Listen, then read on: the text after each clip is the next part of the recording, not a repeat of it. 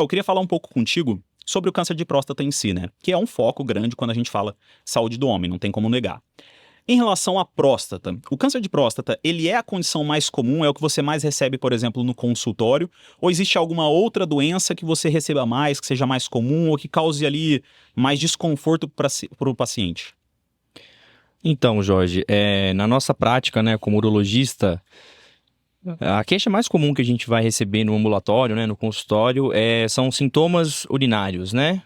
Popularmente conhecidos como LUTS, vocês devem ter ouvido falar na internet, ou TV, ou alguns profissionais já citando isso, né? É um conjunto de sintomas, né, traduzindo pelo português livre, né, são Lower Urinary Tract Symptoms, né? Então, são todos aqueles sintomas que a gente se depara, né, atendendo na urologia, né? E o Márcio também deve ter uma série de pacientes que se queixam muito disso, deve ser uma queixa muito frequente no seu ambulatório, né, Márcio? Mas tais como, né?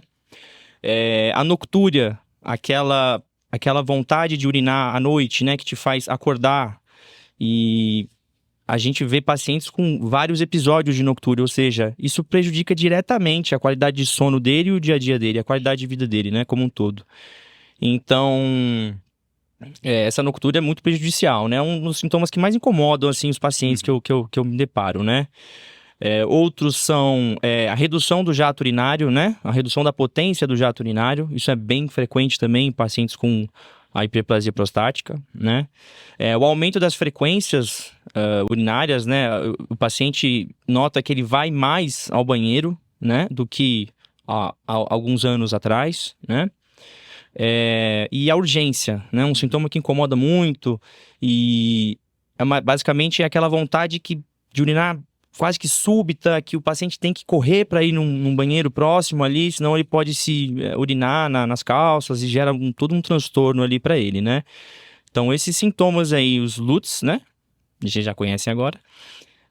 Que a gente vê mais com frequência no ambulatório de urologia, né? Na parte masculina. E quando a gente fala, por exemplo, de hiperplasia prostática benigna, qual que é a diferença dela, por exemplo, do câncer de próstata? A gente sabe que o homem, a próstata do homem, ela aumenta com a idade. Isso é normal de acontecer. Qual é a diferença principal entre a hiperplasia prostática benigna e o câncer de próstata em si? Então, a hiperplasia nada mais é do que um aumento da glândula prostática de células benignas, né? Então, os pacientes vêm com essas queixas de LUTS para o meu consultório e eles acham, doutor, é grave isso? Será que eu estou com câncer? Não, são duas entidades que elas podem coexistir no mesmo paciente. Inclusive, os sintomas de câncer de próstata podem ser diversos, incluindo os LUTS, né? Assim como hematúria, né? Que é o sangramento urinário, né? Dor para urinar, disúria, né? Então, assim, são duas entidades distintas que vão afetar o mesmo órgão, certo? E podem coexistir simultaneamente. Então, assim, quando eu me deparo com um paciente que tem um câncer de próstata, né? Ou uma alta chance de ter um câncer de próstata no consultório. Na maioria das vezes, ele foi lá no consultório, buscou ajuda médica por queixas urinárias causadas pelo aumento benigno da próstata. E aí a gente vai fazer uma série de avaliações, toque da próstata, né? Que a gente pode avaliar a presença de nódulos, o tamanho, o aumento da próstata, né? Grau de enrijecimento da próstata. Então, assim, são duas entidades separadas, mas que coexistem na nossa rotina como urologista. Então, basicamente, a hiperplasia é uma proliferação de células ali da próstata, que são as células normais dela. Ela aumenta de tamanho e isso gera sintomas, que são sintomas geralmente também pela compressão da uretra, né? A uretra passa no meio da próstata e aí quando ela aumenta de tamanho, ela comprime a uretra e isso faz com que exista uma diminuição do jato, a urgência e também os outros sintomas que são os irritativos, né? A gente tem sintomas obstrutivos e sintomas irritativos que a gente chama. E o câncer de próstata seria uma proliferação de células anormais. É basicamente isso, que tem um potencial, por exemplo, de causar uma metástase e outras coisas. Então, deixar claro que é uma diferença, né? A hiperplasia é algo benigno, é comum no homem, mas logicamente pode gerar sintomas, pode ter tratamento. E ao mesmo tempo, o câncer de próstata já é uma alteração que é maligna, que precisa de uma avaliação um pouco mais minuciosa para a gente saber sobre o tratamento, sobre a agressividade dele. Só que você tocou num ponto bem interessante, e aproveitar que o Márcio está aqui na geriatria, eu sou ortopedista de formação e provavelmente ele já acompanhou bastante casos desse tipo, que é, por exemplo, a noctúria, né, a urgência miccional muitas vezes. o paciente, seu João ali, com seus 70 anos, tá dormindo, já tem uma certa dificuldade para andar, ele vai lá, tem uma urgência miccional, quer ir no banheiro para fazer o xixi, acaba escorregando, caindo, tem uma fratura de fêmur, e a gente sabe que a fratura de fêmur está bastante associada à mortalidade no indivíduo idoso. Você vê bastante isso, Márcio? Como é que você acha que existem ali possibilidades que a gente tem ao longo da vida e até mesmo já na senilidade, né, na terceira idade, para melhorar isso? Sejam elas diretas no paciente ou até indiretas. A gente sabe que o tapete ao lado da cama é bem perigoso também. Certo, na questão mais da questão da noctúria que você está falando, né? Isso, basicamente a gente falar sobre a queda, a fragilidade do idoso, perfeito. a chance de queda nele, né? Perfeito. Como tudo na geriatria é uma coisa muito multifatorial, né? Dificilmente na geriatria uma coisa acontece por um motivo único, né? Geralmente é um contexto que acontece ali. Por que o idoso cai e o jovem não cai, né? Tem que pensar, por quê? Todo mundo associa a queda ao idoso, porque na verdade a grande questão, diria principal assim do idoso é a perda da massa muscular, certo? Uhum. Você tem um pico de massa muscular ali por volta dos 20, 30 anos, na terceira década de vida, isso tende a cair com o tempo e tende a acelerar à medida que a pessoa vai envelhecendo também. Então, você tem, na verdade, essa predisposição já por uma questão músculo-esquelética, certo? Você acaba tendo, a pessoa fica menos flexível, acaba tendo menos atividade física, acaba ficando menos preparada. Por exemplo, se ela tropeçar, é mais fácil dela cair porque ela não tem um reflexo mais lento para se segurar, enfim, uma série de coisas que facilitam já a queda.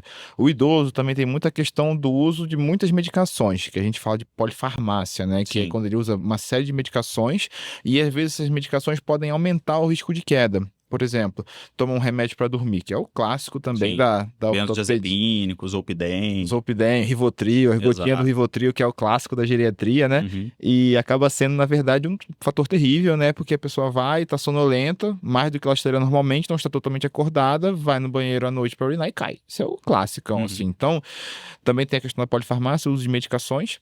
Também tem a questão dos fatores externos, tapetinho que tem ali na frente da cama, que isso é uma coisa que dá para organizar, né? Às vezes também, clássico do ambulatório também, caiu porque estava andando com o cachorro, tropeçou, enrolou o cachorro ali na perna, cai. Exato. Ou então, escada em casa também, que é um grande problema de quem mora às vezes em casa, e o quarto fica no andar de cima.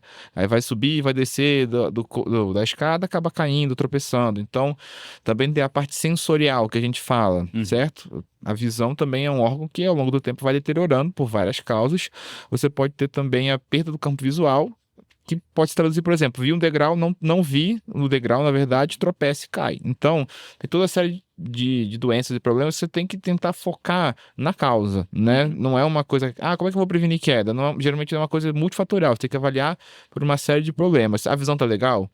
Tá fazendo uma atividade física bacana, tá com força nas pernas para poder levantar o pé numa altura adequada, conseguiu eliminar os problemas ali que podem ser fatores de risco, que você não precisa estar, né, fisicamente apto assim a poder vencer, às vezes uma escada, às vezes acontece ter que, por exemplo, trazer o quarto do paciente para o andar de baixo, né, para o andar térreo. Então, tudo isso acaba sendo medidas que você usa para tentar prevenir a queda, que na verdade é um desfecho na geriatria, né, um desfecho trágico, assim. A queda repetida pode levar a uma série de problemas, fratura de fêmur é o clássico, né, mas também pode dar sangramento intracraniano, né, hematomas intracranianos também de evolução muito ruim, fraturas, pode predispor a imobilização, que aí é o processo de cascata de fragilização, né? Imobiliza, perde mais massa muscular, não consegue se alimentar direito, e aí acaba uma pessoa que poderia evitar esse desfecho muito negativo, acaba indo por uma perda de qualidade de vida e muitas vezes por uma mortalidade aumentada também. Exato, né? E a parte ortopédica em si, a gente sabe que o idoso ele já tem essa massa muscular diminuída, existe também a osteoporose, a osteopenia, e a defesa, na verdade, dele é muito mais difícil, né? Ele não consegue se segurar, ele acaba caindo sobre o trocânter maior, que é essa região que a gente tem perto do quadril, em que fica o fêmur, que é basicamente o osso da coxa. E quando ele bate esse fêmur no chão, é quando ele não consegue se apoiar, já tem uma certa fragilidade, quebra o fêmur. Mesmo que a gente faça a cirurgia, tem ali uma certa imobilização associada, o paciente vai ficar um pouco de cama, aí vem trombose venosa, toda aquela parte que a gente já conhece e que, ou seja, a prevenção acaba sendo muito importante nesses casos. E como você falou, manter uma massa muscular interessante na velhice está associada com uma boa alimentação durante a juventude, com exercícios físicos durante a juventude, treinos de equilíbrio principalmente que a gente tem. e bem relevante. Rafael, a gente falou um pouco mais da parte da hiperplasia, a diferença dela sobre o câncer.